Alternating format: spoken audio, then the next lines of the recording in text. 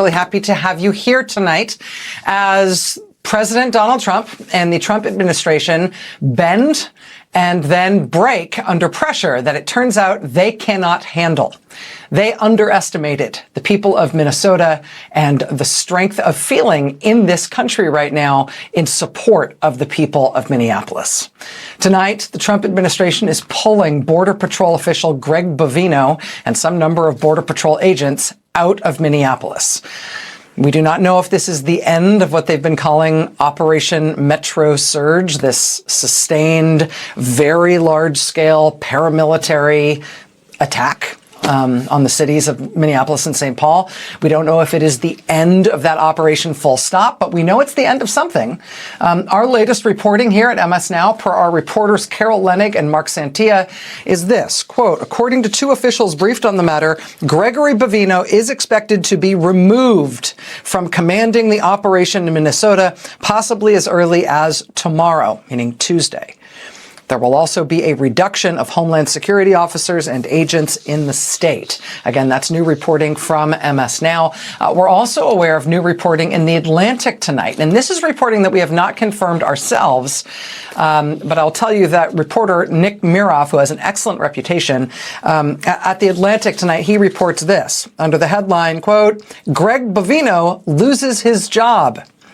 Quote, Greg Bovino has been removed from his role as Border Patrol Commander-at-Large and will return to his former job in El Centro, California, where he is expected to retire soon, according to a Homeland Security official and two people with knowledge of the change.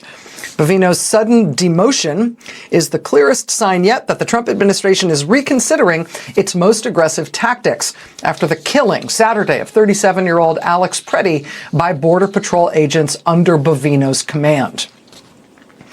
Nick Miroff reports, quote, Homeland Security Secretary Kristi Noem and her close advisor Corey Lewandowski, who were Bovino's biggest backers at Homeland Security, are now also at risk of losing their jobs. Miroff citing two sources to advance that story about Kristi Noem and Lewandowski potentially losing their jobs as well. Again, reporting from reporter Nick Miroff. He's formerly of the Washington Post, but he's now at The Atlantic. Tonight, the Homeland Security Department spokesperson said that Bovino, quote, has not been relieved of his duties. Chief Gregory Bovino has not been relieved of his duties, which sounds like pushback, but if you think about it, it doesn't exactly answer the question. I mean, that assertion that he has not been relieved of his duties might, in fact, be quite consistent with the reporting in The Atlantic that Mr. Bovino has been sent home to California, where he is expected to retire soon. That could also be true, while tonight he has not been relieved of his duties. I don't know. We don't know what heads will roll or exactly in which direction they shall roll. We shall see. But clearly, President Trump and the Trump administration are in retreat on what had been a violent occupation, I think it's fair to say, of a major American city that they essentially hoped to be the front page news headline that everybody remembered about the Trump administration at this time at the start of Trump's second year in his second term in office. They went big with this on their own terms. Nobody asked for this. Nobody put them up to it. They decided to launch this in order to show off what they could do. And now they are in full retreat, with it being viewed both as a practical debacle and a moral debacle, and they are paying a considerable political price for it. If you were one of millions of Americans who protested ICE out of Minneapolis, you should know tonight you are winning this thing. And it is worth understanding the power of what you have done. President Trump today and tonight held conciliatory phone calls with the Democratic governor of Minnesota, Tim Walz, and the Democratic mayor of Minneapolis, Jacob Frey.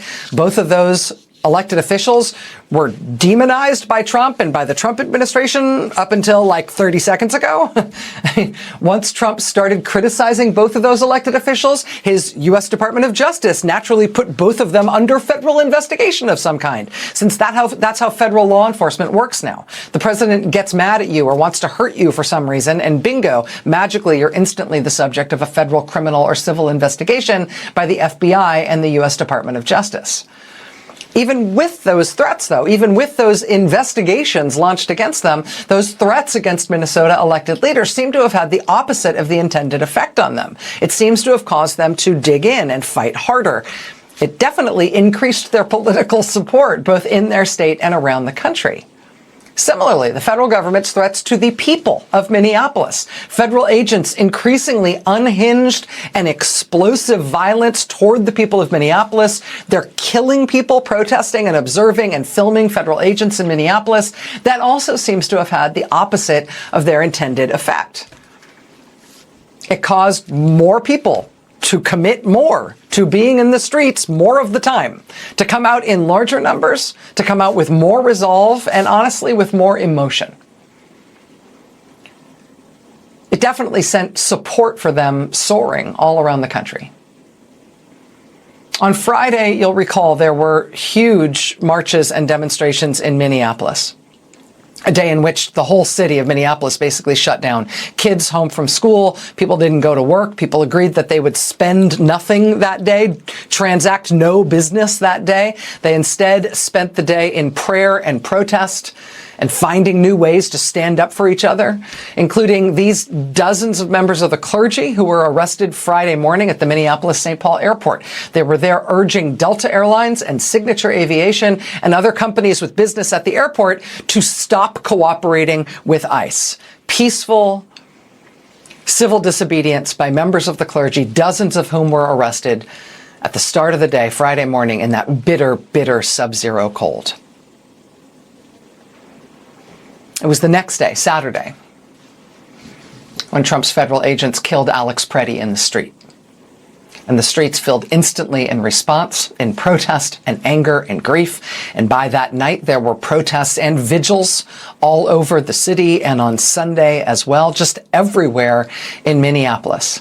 At the site where they killed him, at Whittier Park in that same neighborhood where they killed him, in downtown, at Minneapolis City Hall, in communities all over the city, retirement homes, right, where octogenarians came out into the bitter minus 20-degree weather to hold candles in vigil for Alex Preddy and for their city.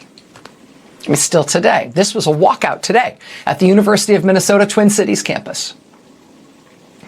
But it wasn't only Minneapolis standing up for themselves. I mean, this was Davenport, Iowa.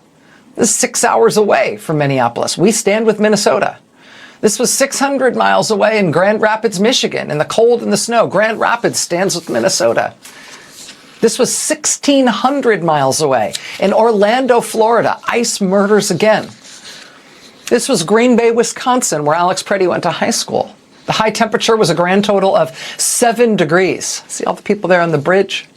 People came out in the cold and the ice and marched in his name and to stand up for Minneapolis. In Phoenix, Arizona, protests convened at the ICE field office in Phoenix. Big protests there Saturday night. Salt Lake City, Utah, protests convened at the federal building there. Look at that. Again, Saturday. This is instant, no advance notice. People just convened there on an emergency basis, essentially, after hearing the news. They were everywhere on zero notice, in anger at ICE and at the Trump administration and in memory of Alex Preddy and in support of the people of Minneapolis. Here was Milwaukee, Wisconsin this weekend. Here was New York City. Really big protest in New York City convened on zero notice Saturday afternoon after Alex Preddy was killed Saturday morning. Here was Seattle. Here was Tampa, Florida. Tampa on the right there, Seattle on the left. Here was Colorado Springs, Colorado, in the bitter, bitter cold and the snow. Here was Boise City Hall in Idaho. The Republican Party just got blindsided. In what was supposed to be a guaranteed victory, Trump-backed candidates went down in flames in a last-second election that nobody saw coming. The rage is real. The finger-pointing has already started, and the conspiracy theories, they're spreading like wildfire across conservative media. What just happened wasn't just a loss. It was a political earthquake that's tearing the GOP apart from the inside. The establishment is panicking. Trump is furious, and millions of Republican voters are demanding answers. Because this wasn't supposed to happen. Not like this. Not now. So what went wrong? How did a party that felt invincible just weeks ago suddenly find itself staring at defeat? And more importantly, who's going to take the blame? The fallout is just beginning, and what comes next could reshape American politics forever. The election results came in late. Way too late for comfort. Republican operatives had been watching the numbers all night, refreshing their screens every few seconds, waiting for the surge that was supposed to come, the surge that always came. But this time, something was different. The early returns looked promising. Trump's endorsements were holding strong in rural districts. The base was energized. Social media was exploding with confidence. Republican strategists were already drafting victory statements. Fox News anchors were smiling. The narrative was set. Another win for the MAGA movement. Another validation of Trump's grip on the party. But then, the late counts started rolling in. Urban precincts. Suburban strongholds that had been trending red. Young voters who weren't supposed to show up. And suddenly, the numbers started shifting. Not by a little, by a lot. Races that were called safe flipped blue in a matter of hours. Candidates who had Trump's personal stamp of approval were watching their leads evaporate in real time. The shock was immediate. The denial even faster. Because this wasn't just about losing a few seats. This was about losing control of the narrative. The Trump brand had been invincible in Republican primaries. His endorsement was gold. His rallies drew thousands. His influence over the base was absolute. But now, in a general election that actually mattered, that magic seemed to vanish. And the Republican establishment that had bent the knee to Trump for years suddenly had a very uncomfortable question to answer. Was Trump still the winning formula? Or had he become a liability? The losses were brutal. In Pennsylvania, a Trump-backed Senate candidate went down despite having every advantage: money, name recognition, and the full weight of the conservative media machine behind him. In Arizona, another MAGA loyalist lost a race that should have been a cakewalk. Georgia, Michigan, Nevada. One by one, the dominoes fell. These weren't fringe candidates. These were Trump's hand-picked warriors, people who had adopted his style, echoed his rhetoric, and built their entire campaigns around loyalty to the former president. They had done everything right according to the MAGA playbook. They attacked the establishment. They questioned election integrity. They embraced conspiracy theories. They made the base feel heard and validated. But when it came time to win over independent voters, suburban moms, and moderates who had drifted away from the Democratic Party, they hit a wall. A big, immovable wall. And now the Republican Party is facing a reckoning it's been avoiding for years. Because these losses weren't random. They followed a pattern. A pattern that's been building since 2020. Trump-style candidates dominate primaries but struggle in general elections. They fire up the base but alienate everyone else. They win the conservative vote, but lose the middle. And in a political landscape where margins are razor thin, losing the middle means losing everything. The fury inside the Republican Party is palpable. Behind closed doors, establishment figures who publicly praise Trump are privately seething. They're asking why the party keeps nominating candidates who can't win. They're questioning whether loyalty to Trump is worth the electoral cost. They're looking at the numbers and realizing that the MAGA movement might be a primary juggernaut, but a general election disaster. But they can't say that out loud. Not yet.